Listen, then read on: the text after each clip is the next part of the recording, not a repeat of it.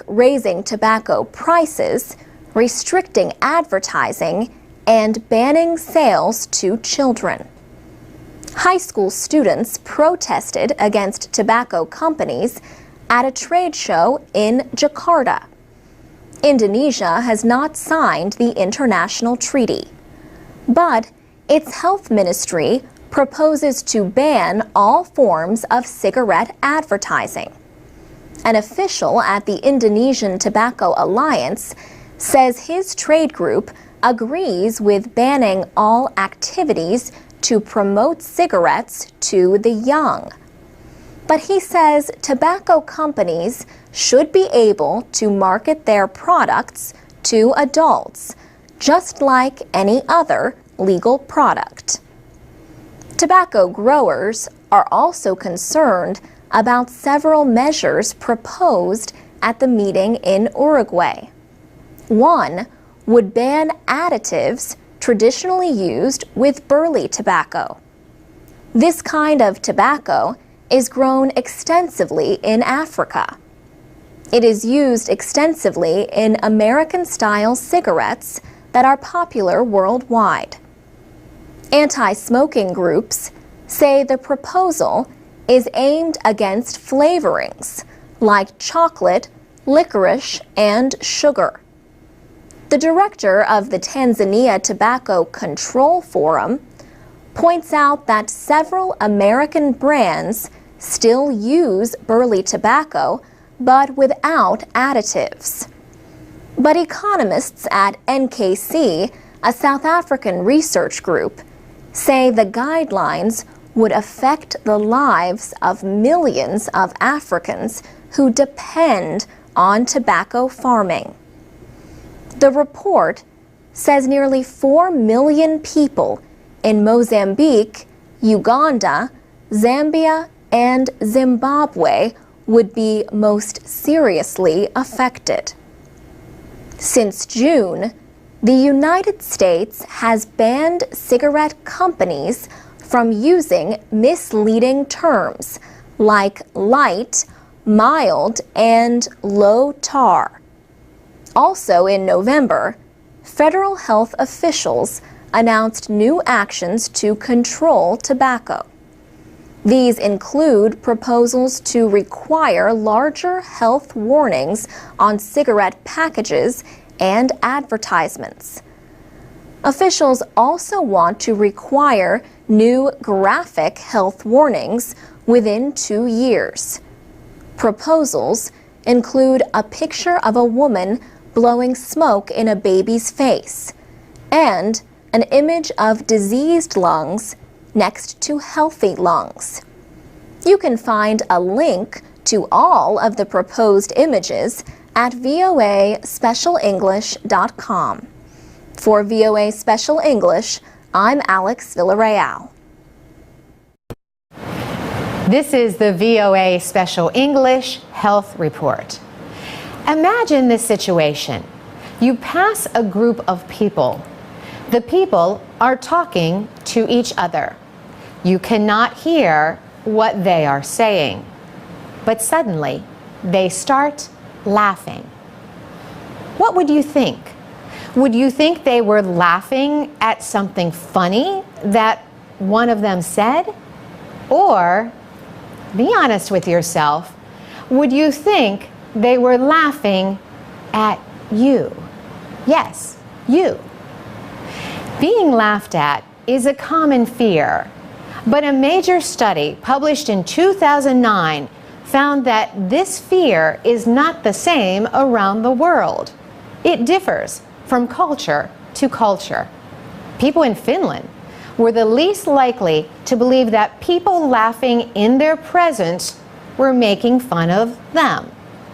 Less than 10% of Finns in the study said they would think that way, compared to 80% of people in Thailand. Some people in the study said they felt unsure of themselves in social situations, but hid their feelings of insecurity. Others said they avoided social situations where they had been laughed at before.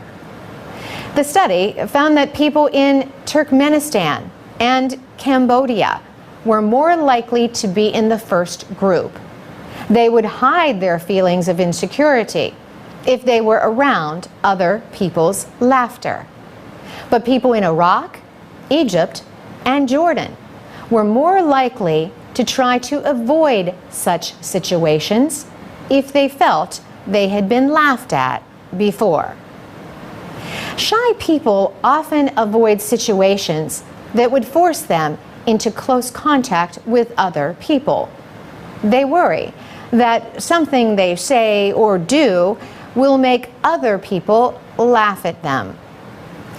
But some people worry much more than others. They may have a disorder called galatophobia. Gelos is a Greek word. It means laughter. Phobia means fear. This fear of laughter can be truly sad for those who live with it. It can affect how they lead their lives. In the study, a team from the University of Zurich led more than 90 researchers from around the world. They wanted to understand the difference between normal shyness and true galatophobia. Another purpose of the study was to compare the levels of fear of being laughed at in different cultures. The researchers surveyed more than 22,000 people in 42 different languages. The findings appeared in the scientific journal Humor. For VOA Special English, I'm Carolyn Presutti. Is shyness a serious problem for you or someone you know? It was for a university student who asked people in our audience for advice on how to deal with it. You can find out what they said at voaspecialenglish.com.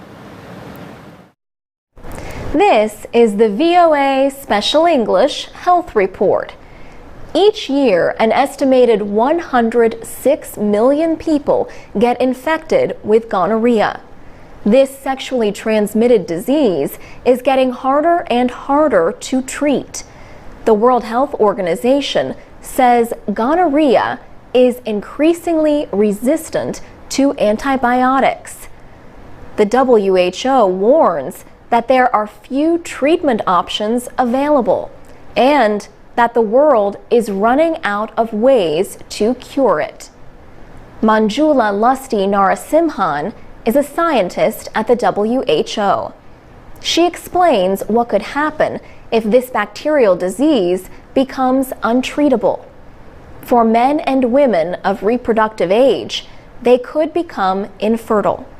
For women who are pregnant, they could have ectopic pregnancies or spontaneous abortions that could increase maternal deaths. And for infants born to these women with untreated gonorrhea, over half of them develop severe eye infections which can lead to blindness. Gonorrhea is one of 4 major sexually transmitted infections that can be cured. The other 3 are chlamydial infection, syphilis, and chancroid. But the organism that causes gonococcal infections has developed resistance to almost every class of antibiotic that exists. Resistance is caused by the overuse of antibiotics and the use of poor quality antibiotics. It also results from natural genetic changes or mutations within disease organisms. The WHO says it does not know the extent of the resistance worldwide. This is because of a lack of good information in many countries and a lack of research.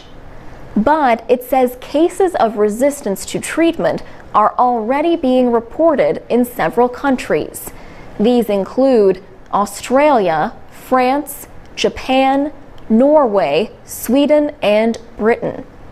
The WHO is calling for smarter use of antibiotics and more research into new ways to treat the infections. Dr. Lusty Marasimhan says there is no current research into new drug treatments for gonorrhea. She says, "We have no plan B right now." She says curing the disease is no longer as simple as taking a pill. As she puts it, "We are in a state right now where in so many places this organism is rapidly developing resistance. So we do need to start looking into the research." The WHO is calling for urgent action to prevent the spread of untreatable gonorrhea. A new global action plan calls for increased monitoring and reporting of resistant strains of the disease. The plan also calls for better efforts to prevent, diagnose, and control the infections. For VOA Special English, I'm Alex Villarreal. You can find links to more information about gonorrhea at voaspecialenglish.com.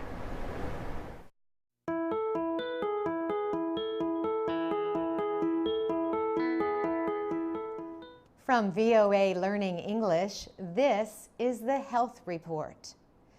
Zambia has one of the highest rates of cervical cancer in the world.